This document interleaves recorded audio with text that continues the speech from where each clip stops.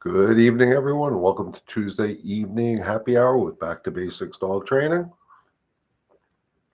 For those of you who don't know me, I'm Leon. I'm the trainer here over at Back to Basics Dog Training, and each and every Tuesday night at 8 p.m. Eastern Standard Time, I provide to you this live free dog training Q&A session where I answer all your questions regarding the behaviors, unwanted or wanted behaviors of your dog.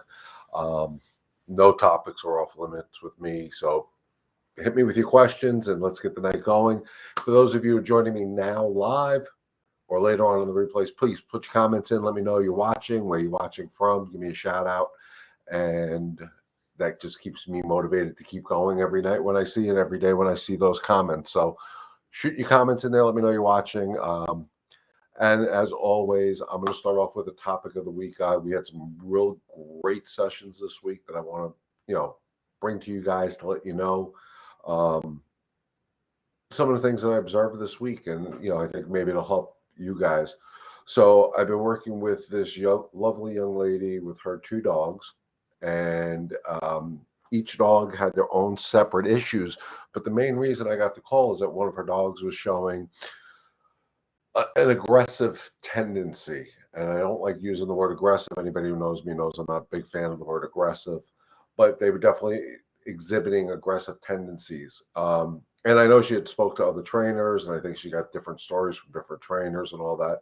The first thing I noticed when I did my evaluation was the dog was definitely reacting out of more of an insecure aggression type of situation. So we had that dog, and then we had our other dog, which wasn't a concern of hers when I first met her. Just a happy-go-lucky, goofy dog. Just very overly excited dog. And when I did my evaluation, I kind of had a gut feeling that the one dog that she called me about that was showing some of the aggressive tendencies was more on the line of, I think it was reacting to the excitement. And that was during the evaluation, and we finally had our first session this weekend. And she had some help there with her. Her parents were with her, and her dad had the happy-go-lucky goofball. She had the dog that was pretty much showing teeth, snarling, snapping, growling, barking when I walked in. And I decided not to take that dog. I took the happy-go-lucky one. I made a correction and disagreed with that excitement. And I'm going to tell you guys, it was the most fascinating thing to see is within seconds of calming down the goofy dog, the dog that was showing all this insecure aggression chilled right out. I'm talking within seconds. And it was incredible to see. And it started bringing my mind back to some of my old sessions I had, in the last, some of my sessions in the last 10 years of doing this.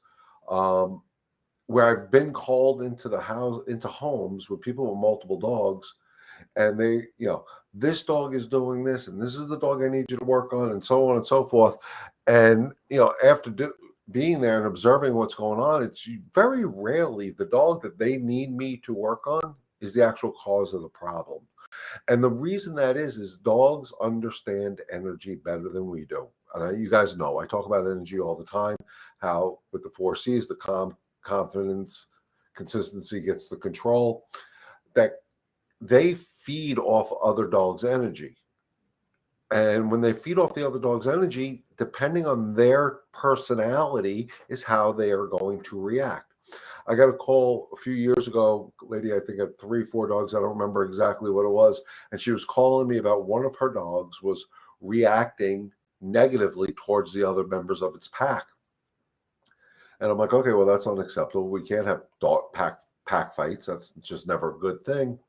And then as I'm in the home and we're going over some of the issues she's describing to me, I asked this question. I said, how long has this been going on? She goes, for a while.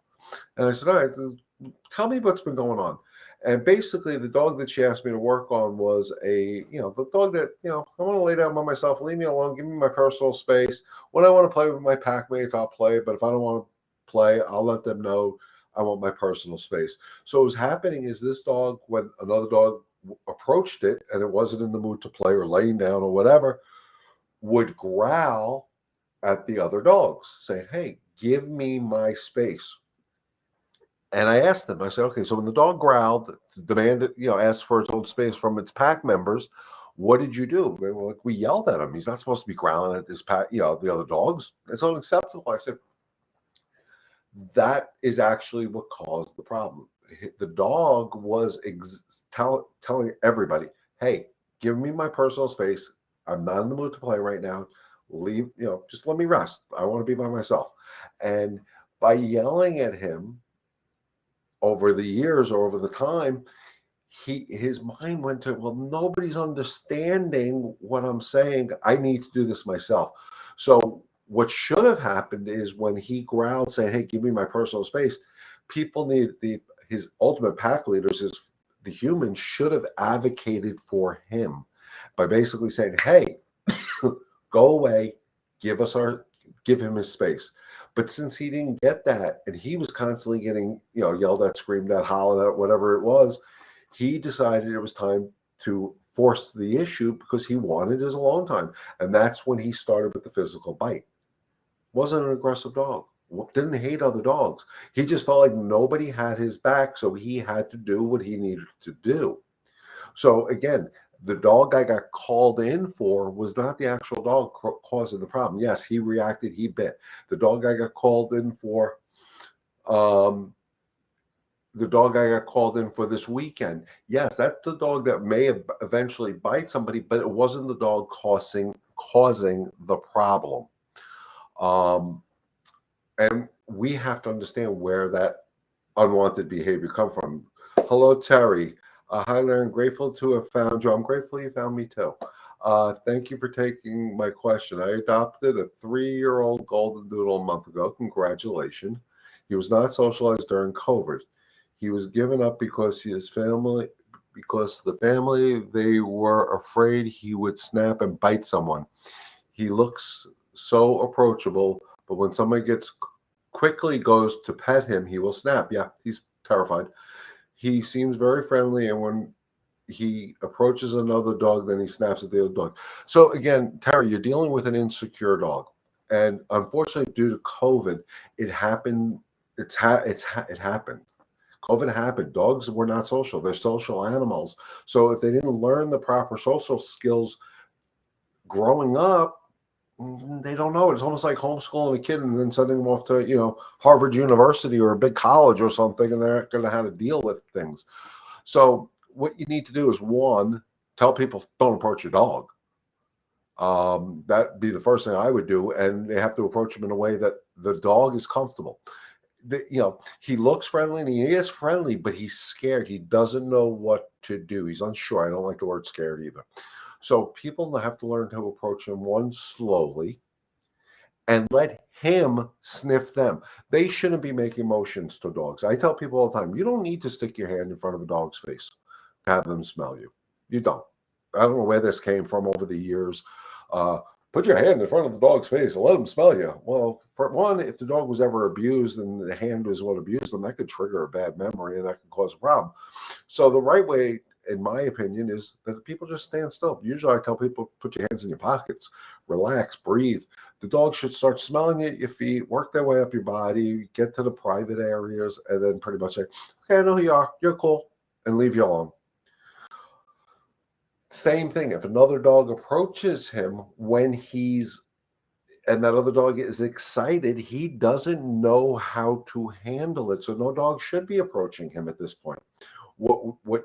I'd rather see you do is go for a pack walk together. And how I would do it is dog, human, human, dog. Keep some space in between, because their sense of smell will know each other. They don't need to have their nose up each other's butts in the initial meeting. And if you do the pack walk, and then eventually what you can do when you see everybody's energy is calmer, you can actually do it dog, person. And then once they're calm and they're in a better state of mind and everything is calm, then maybe you can allow them to smell each other. But if any excitement comes up, you stop the process, because it triggers the unwanted behavior. Excitement in another dog will trigger an unwanted behavior. So again, when everything needs to be slow, when you're dealing with insecurity, guys, everything needs to be slow. You never want to rush the process. So how I would do it, if I'm walking your dog and there's people on the street and he's a golden doodle, so everybody wants to pat him, is one, tell them no. But two, what I would ask them to do is I would see the person, I'd start looking at my dog's body language, and as soon as I see them getting tense, my dog getting tense, I'd say, okay, can you stop there? Just chill out, have a conversation. You don't have to, don't even look at the dog. And everybody stays calm. My 4Cs, remember, you need my 4Cs, guys. Calm, confidence, consistency to get the control. But you have to do this slowly. The problem with I hope I say it right, Jessica. Thank you for sharing this. I see you popping it out all over the place. I appreciate that. The problem with humans, especially when we're dealing with insecure dogs, is we tend to say, I know dogs, dogs love me, and we rush them and we scare the crap out of them. And we need to learn to stop that. People have to learn how to approach a dog properly. And I don't care if it's an insecure dog, a happy-go-lucky goofball dog, or a very balanced dog. There's ways to introduce yourself to a dog. And it's never, never by rushing the process. It's always going slow. So whenever I introduce myself to a new dog, 99% of the times my hands are in my pockets. I breathe, I relax, and I let the dog smell me. And I don't make eye contact with them. I don't even talk to them. I let them meet me by how they're best at doing it, which is with their sense of smell. And when I'm on the street and I'm working with somebody's dog, say like yours, I would tell them. I have no problem telling people what to do and how they should react in front of dogs. Kids, especially kids running over the dogs, is totally unacceptable. Remember, guys, aggression in dogs is very confusing to deal with. It's usually a couple things: insecure aggression, which is what Terry sounds like you're describing. He doesn't know how to react in public because he hasn't been socialized properly, or overexcitement turns to aggression. So again, the slower you can make that process for him, the quicker he'll get it. So you need to tell people, hey, slow it down. So start watching him, because everybody tells me there's no warning. Like you said, he shows that he's happy. He looks like he's so friendly, but then when they get there, he's actually probably giving you some sort of warning before they get there. It's just we're not seeing it. Look at his body language. If when you're walking him, that's a happy-go-lucky dog. If you all of a sudden people approach and he goes, that's your warning. That little change from the pant to, that's a warning. You may see his ears change. You may see his body stiffen up. Those are all our warning signs that we have to be aware of. So once you see that, you stop that person from coming closer to you. Let him settle down. Let him get calmer. And then slowly you bring him over to that person. But you have to do it with calm confidence. You have to trust them. And it's hard. So, take your time and understand what he's saying to you. And like I said, never rush insecurity, guys. Please don't ever rush an insecure dog. Don't force them into situations they're not comfortable in. Guide them through those situations. It's so much more important. Phyllis, welcome from Brooklyn. I let Junior, who is insecure, let me know when and who he's comfortable with. I read his body language. That's exactly it. They will tell you. There are certain people. I had many dogs in my life. There were certain people one of my dogs just didn't like. You know what? I kept them away. I just said, listen, he's telling me he's not comfortable with you. I don't know why. I have no idea why. It could be their, and I know what it is. It could be their energy. It could be a scent. It could be something they ate that's putting out pores. It could be, I had one dog, God's honest truth. I found out a guy was an alcoholic because of my dog, because that smell that came through the pores, my dog didn't like. Because their sense of smell is so much greater than ours. They smell it, we might not. So it could be a certain scent on that person. It could be an energy on that person. If they're afraid of the dog is going to be like, well, why are you afraid of me? Especially on a balanced dog. So just take your time with them, read them. Like I said, as far as other dogs do, if you see a happy-go-lucky, goofy dog, I would avoid that at all costs because that's going to trigger an insecure dog, a dog that doesn't know how to socialize. Do they ever heal from this? Yes, they do. Oh, absolutely. They do heal from this insecurity if you do a slow approach. The dog I'm working with that's insecure, aggressive, who, guys, I'm telling you, he wanted to bite me. If he had the opportunity to bite me, he would have bit me. We went for a walk. First, I took the happy-go-lucky goofball because he was harder for her to walk. Got him under control. Then we switched, and you can see that when I took that leash, that dog did not. Oh no! First, I'm sorry, reverse that. I first took the dog that was insecure, aggressive, and he bolted out the front door on the leash. My threshold management, you're never allowed to bolt out. I wanted to bring him back, and he's like, I'm not going with you. And he was like, oh, I'm not going. And he froze up. I did my leash pressure. He released. His mind unlocked. He came in. We repeated the process until he got it. I think it took us 2 or 3 times to get out the door the right way. We went for a walk. He was doing good. He was still insecure. He was fighting it a little bit. I'm not going to say he was perfect because I'd be lying to you guys. I'm never going to do that.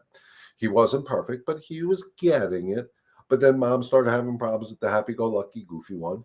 So we switched, and I got the other one under control.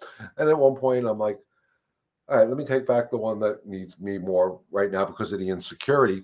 And he did his temper tantrum. He didn't want anything to do with me. Wasn't willing to bite me because he wasn't that brave at this point. And the other dog was so much calmer. He didn't really get that, but didn't still know how to react. And what I noticed is he was trying to get back to Mom, and he was arguing with me. And when I make corrections, he would throw the temper tantrum, go try to bite the leash or whatever he was doing. And finally, I decided, let's try this. And I just said, I'm going to make this game. I told Mom to stay there with the other dog. We were on a sidewalk. I asked her to go to somebody under the grass. And I just picked up the pace. And I was like, let's go. Let's have some fun with this. I changed my energy. He got his energy. And we went around and we passed Mom. And first he wanted to go back, but I kept the energy going. I made it fun. And we did that 2 or 3 times. And you could see his confidence building up, his trust in me building up. I was holding the leash with 2 fingers. He was following me. There was absolutely no leash pressure. I turned around, walked backwards. He walked towards me. And what I did is made this insecure dog that things outside the world were scaring him and made him insecure and made him realize, hey, this could be fun too. So yes, Terry, this can. It just takes time. It takes patience. And my 4 C's of dog training: calm, confidence, consistency to get the control. I'm telling you guys, it works. Jeremiah, and I hope I said that right. I have a German Shepherd mix with Pity, and she's highly reactive to cats and have a lot of anxiety and wants to run off when walking outside. She is 1 year old. She was found roaming around outside, not letting no one touch her.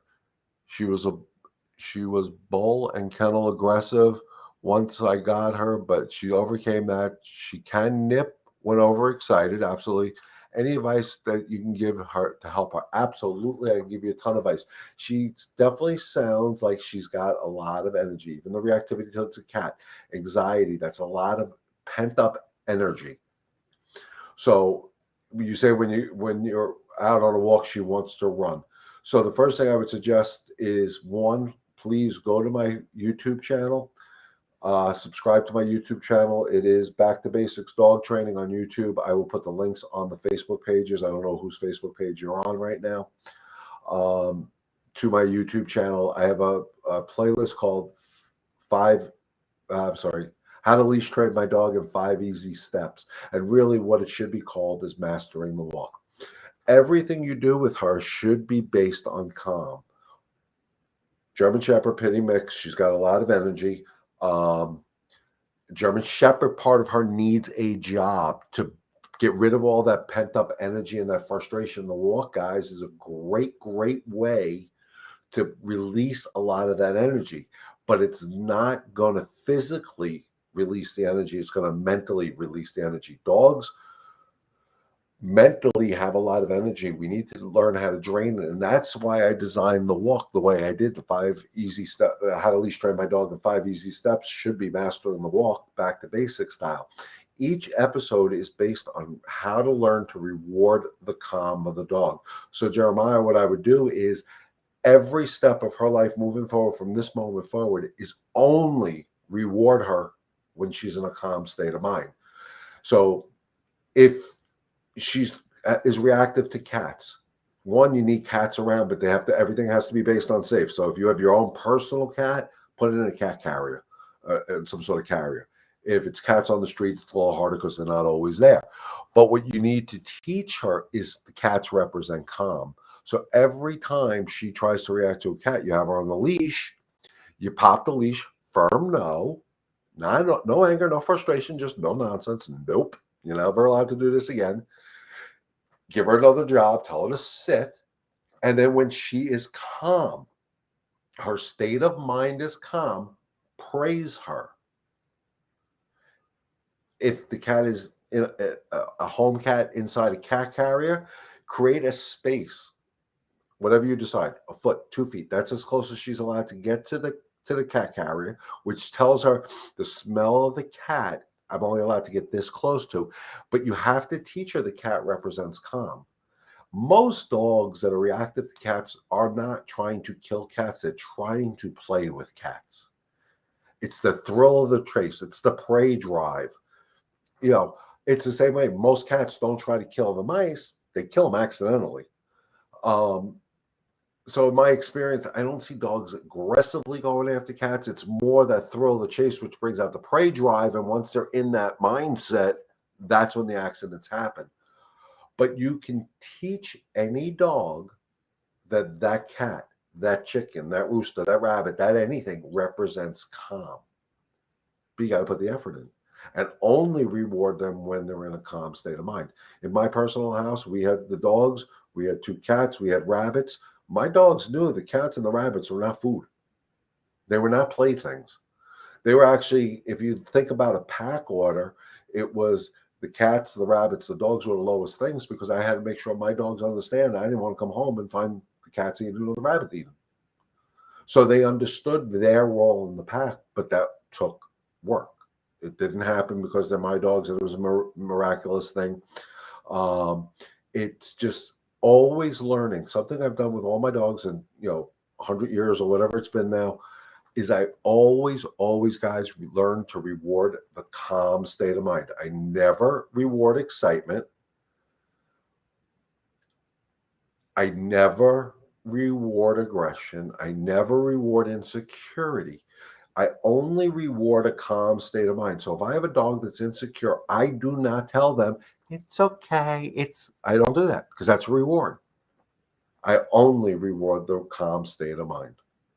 And that's what you need to learn to do with her on these. Everything has to be based on calm. The walk has to be based on calm. So please go to my YouTube channel, subscribe to it, find that playlist I'm talking about. I will put the links to the YouTube channel up on the Facebook pages later on this evening, so you guys can go back to it later. CC, welcome. I have a 4-month-old Akita, and she loves to nip, not aggressively, but when she is happy and excited, how do I get her to stop? Again, naturally, dogs, guys, a 4-month-old puppy is exactly that. It's a puppy. Dogs play by nipping at each other and biting each other. As hard as they bite each other, it hurts us. We'll bleed. They won't. We will. So one of the things I tell people, even with puppies, I don't know if Will's on tonight. He hasn't commented, so I'm not sure he's on tonight. He has a now probably 11-week-old German Shepherd that we're already almost broke the puppy out of this puppy behavior of nipping. And what it is he's on a leash. And this is what I would suggest you do with her. And she is not allowed to get excited on her own. So if she gets excited and wants to play with you, you got to, on the leash, pop the leash, say no. Because she's making a decision to do something. And then when you play with her, because I do recommend playing with your dog, you let that excitement level get up to a certain point. Yeah, well, you're letting her out of the cage probably excited in the morning. It's her excitement. So you guys, I don't know if you guys see the comments. She says, Cece said, she nips at me when I get home or let her out of the cage in the morning. If we let them out of the cage excited, one, we're rewarding the excitement. Two, the mind is excited. That's how, when dogs get excited, that's how they do things. They use their mouths. My dog does it. She's 10 years old. She still does it when I play with her. But the key is you can't let her out of the cage excited. You can't let her make these decisions to be excited, because, again, they're going to get in trouble. They are going to use their mouths when they get excited. Look at dogs playing. You can have the happiest, most balanced dogs in the world. When they play, they're using their mouths. That's how dogs play. That's one of their forms of communication. We don't have to accept it. So if I was there and she's excited before I open up I'm not letting her out of the cage. I will wait till she comes out of that cage like a lady. If she bolts out, I'll put her right back in until she understands she has to come out like a lady. So now she's at a lower level. She won't bite. It's the excitement that's causing it. So the easiest thing to do is just don't let her get excited. Well, I say it's the easiest thing to do, but it's work. And the leash is your best connection. If she's in the cage, you don't have a leash on her, you got to open the cage and she's excited, just tell her, stand up, don't bend down. Hey, disagree with it. Use your no, your one discipline sound, whatever it is. Ask her to sit. And Jackie, I'll get to your question in a second. And then you try to unlatch the cage. If she gets excited, you stop unlatching the cage. They are smart enough to figure this out. And I've done this a million times, guys. Dog's excited to come out of the cage. I don't open the door. I finally get them to settle down. I go to unlatch the cage. They get excited. I stop the process. Wait a couple of seconds. They calm down. I start that process of opening up the cage again. If they stay calm, I continue to open up the cage. Then I go to the next latch and the whole process starts again. And I stop until I can get them. Now I got the cage unlatched. I still haven't opened the door. I usually put my foot in front of the cage. And then I slowly start opening up the door. And anytime they try to get out without me telling them it's okay to get out, I shut the cage again. And you can see their minds working. There was a video. Anybody who's on the Back to Basics Facebook page, find it. It's me working with 4 or 5 German Shepherd puppies in an outdoor area, trying just to get into the area where they were. Every time I got near the gate, they got excited. I walked back. I took a step back. And I never said a word during the whole video. Never said a word. And eventually they just backed away because they understood the only way they're going to get their prize, which is me, is 1, don't bum rush the gate. 2, be calm. And then you get your reward, which is me. Same thing for you, CC. They want to come out of the cage. The reward for coming out of the cage is be calm. And then you get your reward. It doesn't have to be food-based. It doesn't have to be treats. The reward is you come out. Now they come out. She comes out like a lady. Get the leash on her. She gets excited at any point. Now you have the connection with the leash, and you can do your no. Because you're going to disagree with her getting excited on her own. I can't stress this enough, guys. Don't let them make the decision to get excited on their own. When you want to play, you play. Get them to a certain level of excitement and play. Bring them all the way back down to calm. Jackie says, what if sit doesn't work? What do you do from that moment? Repeat. You're talking about when we're trying to get them to focus on something else? I don't care about the sit. I use that because I like to give the dog a job. If that doesn't work, I will get them to focus on me. So one of the things you guys can do, and it's real important, this guy Will, I don't think he's on tonight because he hasn't piped in yet. One of the things Will is doing with his dog is working on focus. I gave him a focus game to do.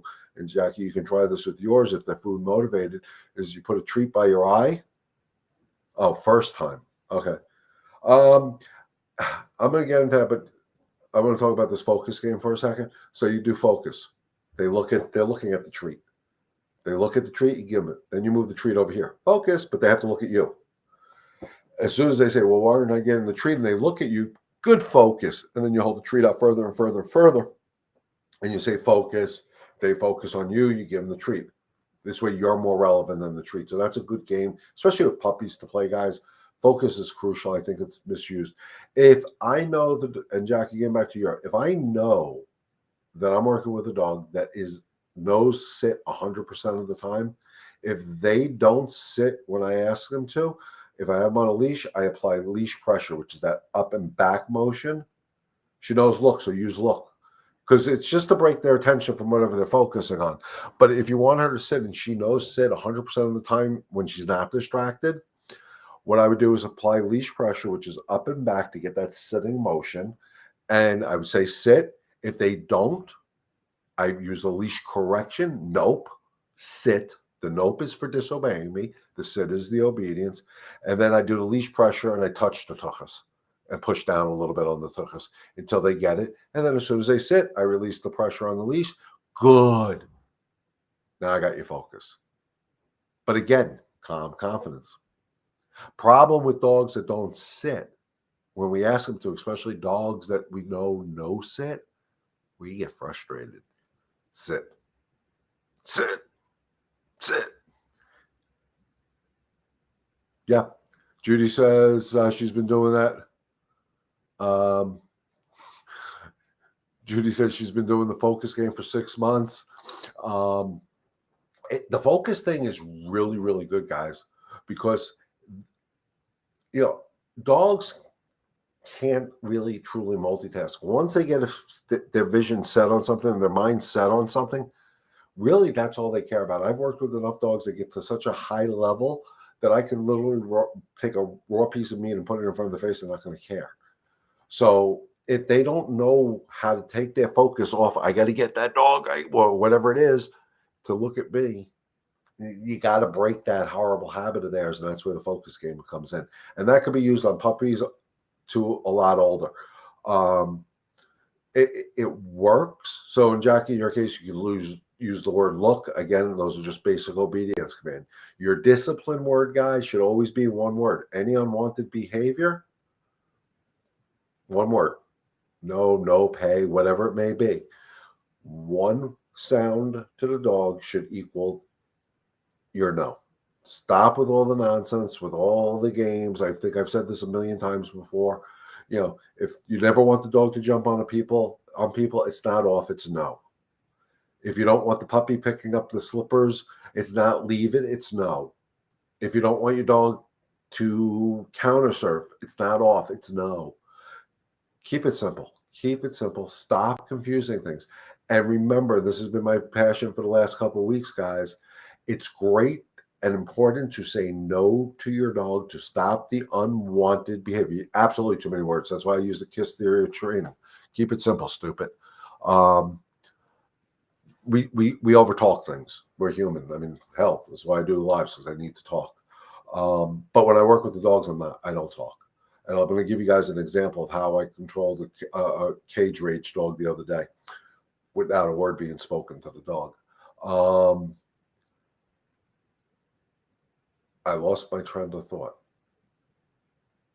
So as important as to say no to stop that unwanted behavior, it is so much more important to teach your dogs how to get the yes. So in every one of these cases we talked about, in Jackie's, the dog's not sitting. Hold on, I'm having problems with my mouse here. In Cece's, the nipping. In Jeremiah's, it's the leash pulling and the reactivity towards the cats. Boom. In Terry's, it was the insecurity. Once we break that cycle and we get them out of that state of mind, remember, it is the most important thing is not stopping the chasing of the cats. That's important. But it's not just saying no to that. It's when she's calm and she doesn't go after the cat. Yes, that's turning that no into a yes. And that is so crucial, guys. And we can't leave that out. So I'm going to talk to you about, because we're talking about too many words, and Jackie, that was great. I was at a place the other day, and there was a beautiful Rhodesian, which I love Rhodesians, who was definitely an insecure dog, showing some cage rage. If you walk by the cage, one of those routines. And the young boy that was there, pretty much as soon as it happens, runs past it. And I'm like, all right, let me see what I can do. I walked by. At first, he didn't react, but as soon as I got about a foot past the cage, he decided, okay, now I'm brave enough to do it to this guy, because he read my energy. So he did that nonsense. And I just went over the cage, stood there, my hands were in my pockets, never said a word to him, just stood there, looked at him. About 30 seconds, 45 seconds, I don't remember. He backed away. Yes.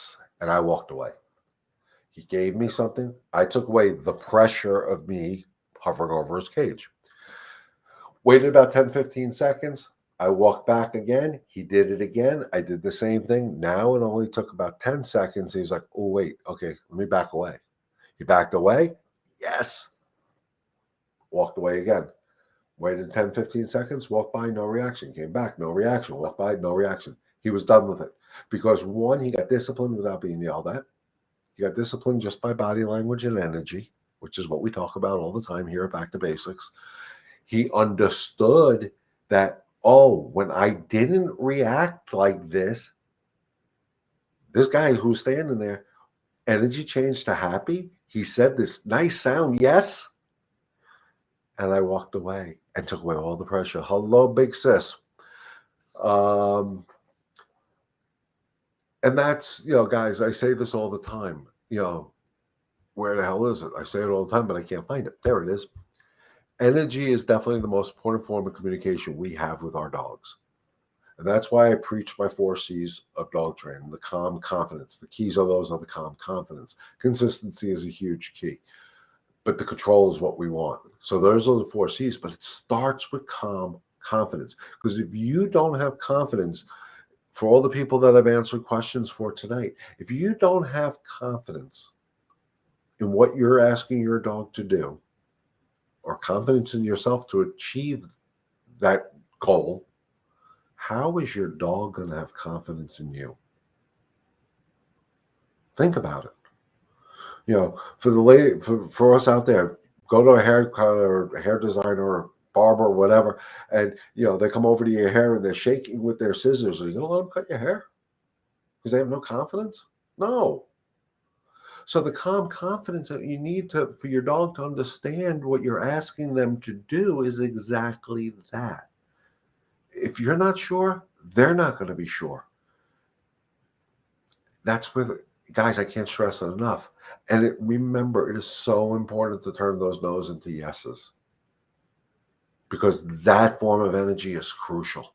That yes, when I say yes to a dog or a good boy or good girl, my energy is right on. Cece, my 2-year-old Catalua, good luck. Catalua's a ball of energy.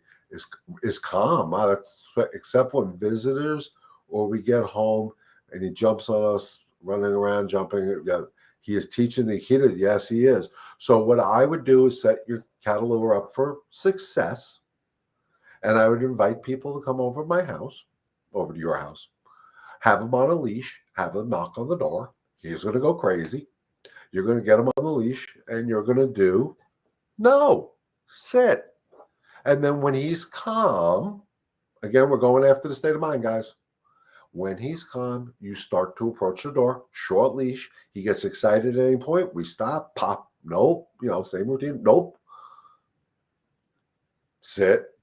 He gets calm, state of mind is calm, move forward. Then what's going to happen? You're going to get all the way to the door, and you're going to touch the doorknob, and he's going to go crazy again. Don't open the door. We tend to let our guests in very quickly. And when the dog is excited, if he doesn't listen, I'd almost throw out that challenge. I know he'll listen, because I've had hundreds, if not thousands, of people tell me the same thing. It works. He's pulling you because he's allowed to. You're not popping the leash hard enough for him to understand you're serious. And then what happens is we get frustrated because it doesn't work. Tomorrow's a new day. The beauty of dogs is they live in the moment. You show them proper leadership today, they will follow. Like the lady's house that I worked at, I was talking in the beginning, this is 2 years in the making. But it was that quick to fix, because the correction I did on the happy-go-lucky dog that was dragging her father to come over to say hi to me was the right level of intensity. I'm not saying hurt your dog. I'm not saying scare your dog. It's this theory, guys. Hold on one second. You cannot correct with anger and frustration. They will protest. They will rebel. They will do everything against what you're saying. But the no-nonsense approach, no, but mean it. And remember, if they're at a 4 or 5 on that imaginary 0 to 10 scale, you have to correct at a 5 or a 6. If you're correcting lower, you're not going to affect them. They're going to pull you to the door. But you have to, no. Emily walks perfectly, thanks to you. Thank you. It's my pleasure. And guys, it all starts with mastering the walk. Because if you can teach your dogs how to be calm on a walk, the calm transfers over. But you can set your dog up for success. So you have somebody. Thank you, sharing this very valuable information to groups. Please share, guys. Let's get this word out around the country and around the world. When I say set your dog up for success, Cece, it's having somebody who doesn't mind standing outside for as long as it takes. The process, you have to go into a calm. Okay, we know, I'm inviting Mike over. Mike's coming over. He's going to knock on the door. Mike, you can maybe out there for a little bit. I know my dog's going to react. Okay, let's get the leash ready. Boom, pop the leash. No, be firm but fair. Sit. Slow everything down. Slow it down. Slow it down. Slow it down. Because what he's looking for is the old let's make a deal. Monty, what's behind door number 1? And we don't want to open up the door and give them the prize when they're in an excited state of mind. I don't remember how old you said he was. Oh, he's 2 years old. So it's 2 years in the making that you got to try to desensitize him to. So it will take time. But the problem with the humans is we get frustrated too easily. And when we get frustrated, the dog is going to take advantage of us. When we get angry, the dog is going to take advantage of us. So if you just take the time, and what I would say is, well, you love them. You should spoil them, but let's balance them. Then we spoil them. We got to get them balanced first, guys. My dogs have always been very balanced, so I can spoil the crap out of them because I can get them back that quick. And that's the crucial thing. And I'm going to quote Cesar Millan, it's exercise, discipline, and affection in that order. Unfortunately, as humans, especially when we got puppies, it's affection, affection, affection, affection, affection. And that is actually, the affection is for us. The hugging and the kissing of the dogs is for us. It makes us feel good. It makes us feel warm inside, and it does. But it's really not what the dogs want.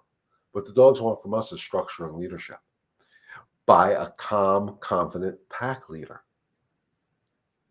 I'm not saying you have to be the alpha dog and you have to, that's a bunch of crap. That's old school mentality. You have to have an alpha dog mentality, but truly alpha dog mentality is calm confidence. It's not about pinning the dog down if there's no reason for it. It's not even making leash corrections if not needed. My goal is never to make a leash correction on a dog again, but when I'm trying to rewire their brains, I got to do something.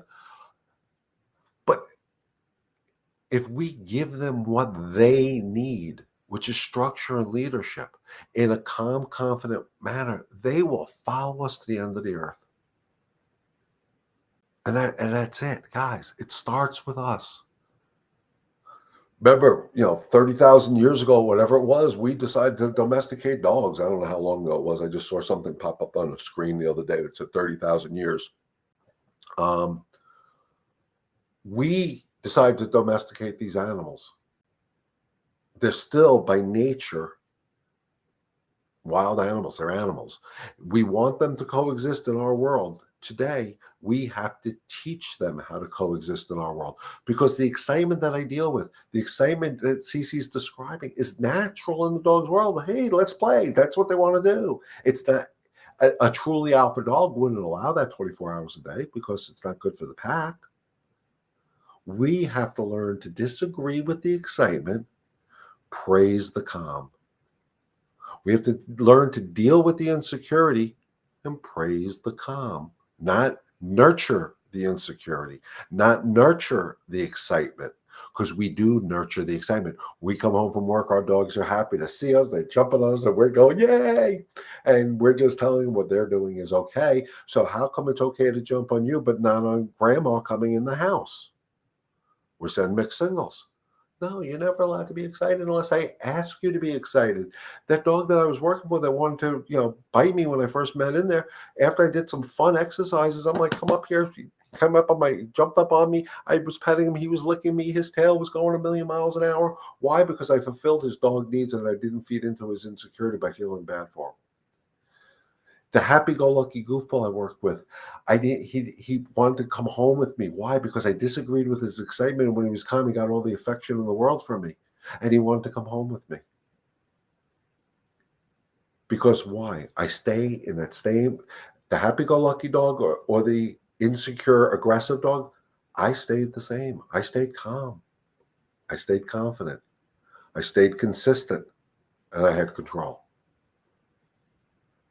Guys, I'm telling you, it works. And every time I see it work, it brings a smile to my face. When I hear that you guys, some of you I've never had the problem, most of you guys on here today, I haven't had the privilege of working with one-on-one, face-to-face, but I hear success stories from the people who just follow me on my lives, and I get a smile on my face because it works. And it changes the way we look at life in general, because calm confidence works in not only for animals, but it works for humans. So with that being said, guys, we're a little past the 45-minute mark. We had a great session. I love the questions tonight. Remember, I also do this broadcast every Saturday morning at 11 o'clock Eastern Standard Time. Guys, I appreciate it. And it's always an honor and a pleasure to be here with you guys and giving you this platform. The one thing I do ask in return is please share this information to any rescue groups. I've had Terry said, wow, look at all these people. Debbie Davidson, you're quite welcome. I've only had the dog a month. He sits glued right to me when someone new is in the house. Wow, you guys are blowing me up all of a sudden. He previously said he was very possessive of her. Is it okay letting him sit that close? Absolutely. Yes and no. That's a twofold thing, and I know this is going to make me sound a little cold. If he's sitting on you to claim you, no, that's not okay. That is never okay. And that is something, when a dog is leaning up against you like that, that is a claiming mechanism. And the only way you're going to find out if it is if somebody comes over to say hello and you see your dog get tense. If your dog gets tense at that point, now you have to disagree with, you're not allowed to lean on me like this. They should not be leaning on you to claim you, and they should not be leaning on you to be their security blankie. So just take the time, read what he's saying. If nobody's there and he's doing it, that's fine. I have no problem. But if people come over, I actually tell you, make them go lay down someplace. Now that I'm thinking about it, I don't think I would let that if people are coming in, because he can take it as I'm protecting you. And then somebody comes over to give you a hug and he bites. So yeah, I wouldn't do that. Nancy, I got frustrated. Why'd you get frustrated? I get frustrated. Things were not good, but today I managed to stay calmer and things were much better. Beautiful. We even walked by the shepherd next door. Great. When Trixie got excited, I stopped until she calmed down. We took some steps. She got excited. We repeated the process. Beautiful. Beautiful. I love that, Nancy. That's what it's all about. You took the time, and it's okay, guys. We're human. We are going to get frustrated. It's knowing that you're getting frustrated that is more important. Made a mistake today. That happens. We're human. We're going to make mistakes. Tomorrow's a new day. Beauty of dogs. Live in the moment. And when they live in the moment, we can live in the moment.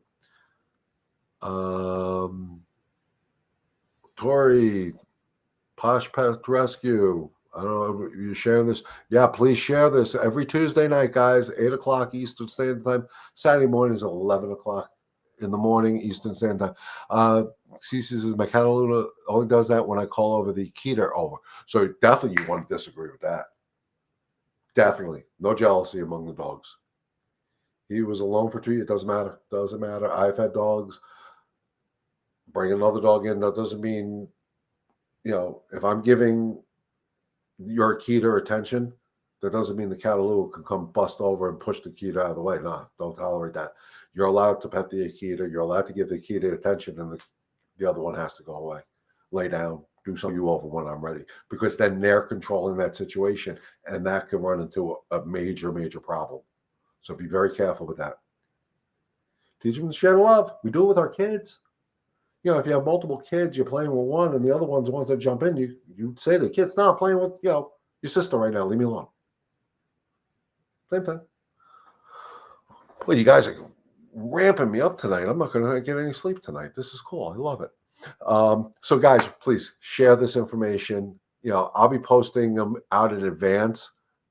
Toys too. No jealousy over toys. If they can't play nicely with toys, take the toys away. That's my opinion. No dog should be taking another toy from another dog. It's just not in my world. I don't like it. I know the problems it could lead into. But again, if you're giving them the toys, it's your toys. It's your toys. It's not their toys. If that makes sense. So again, don't give toys out of excitement. Because if you get them excited to give the toy, you're rewarding an excited state of mind. Give them a toy when they're calm. Toy shouldn't represent excitement. Because again, excitement turns to trouble. Doesn't humans.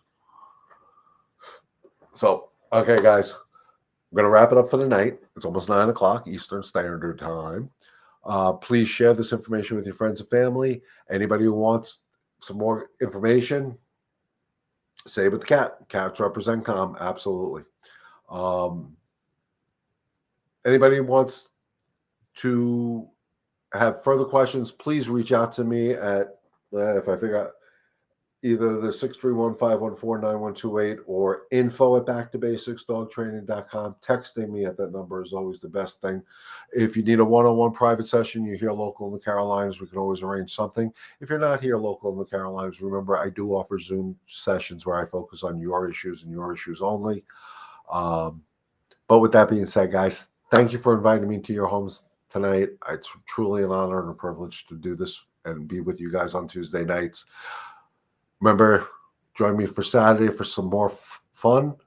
And again, as always, stay healthy, stay safe, God bless. And remember, together, we can help one dog and one family at a time. Enjoy the rest of your evening, guys.